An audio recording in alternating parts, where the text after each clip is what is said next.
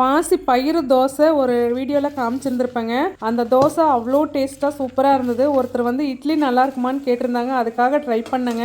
ஆனால் இட்லி நல்லாவே இல்லைங்க. ஒரு வேளை பாசி பருப்பில் பண்ணணும்னா நல்லாயிருக்கும்னு நினைக்கிறேன். இதில் ஒரு சிம்பிளான நிலக்கடலை சட்னி பார்க்கலாங்க. இதுக்கு ஒரு கப் அளவுக்கு வறுத்து தோலை நீக்கின நிலக்கடலை, காரத்துக்கு ஏற்ற மாதிரி பச்சை மிளகாய், பழுத்த மிளகாய் இருந்தால் சேர்த்திக்கோங்க, இல்லைன்னா வர மிளகாய் சேர்த்திக்கோங்க, உப்பு, ஒரு ஸ்பூன் அளவுக்கு கொத்தமல்லி விதை, ஒரே ஒரு ஸ்பூன் அளவுக்கு சீரகம், ஊற வச்சிருக்கிற புளி, இது அளவாக சேர்த்துங்க. புளி ஊற வச்சு சேர்த்துனீங்கன்னா ரொம்ப ரொம்ப டேஸ்ட்டாக இருக்கும். இதை அப்படியே தண்ணி விட்டு அரைச்சோம் அப்படின்னா நல்ல ருசியான நிலக்கடலை சட்னி ரெடிங்க. இது சாப்பாட்டுக்கு இட்லி தோசை எல்லாத்துக்குமே ரொம்ப ரொம்ப சூட் ஆகுங்க.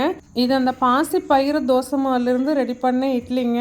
டேஸ்ட் எனக்கு சுத்தமாகவே பிடிக்கல. ஒருவேளை தண்ணி இன்னும் கொஞ்சம் கலந்து சேர்த்திருந்திருந்தா சாஃப்டாக இருந்திருக்கும்னு நினைக்கிறேன். பாசி பயிருக்கு பதிலாக பாசி பருப்பு போட்டோம் அப்படின்னு இட்லி ரொம்ப நல்லா இருக்குன்னு நினைக்கிறேன். கண்டிப்பாக ஒரு நாள் ட்ரை பண்ணணுங்க.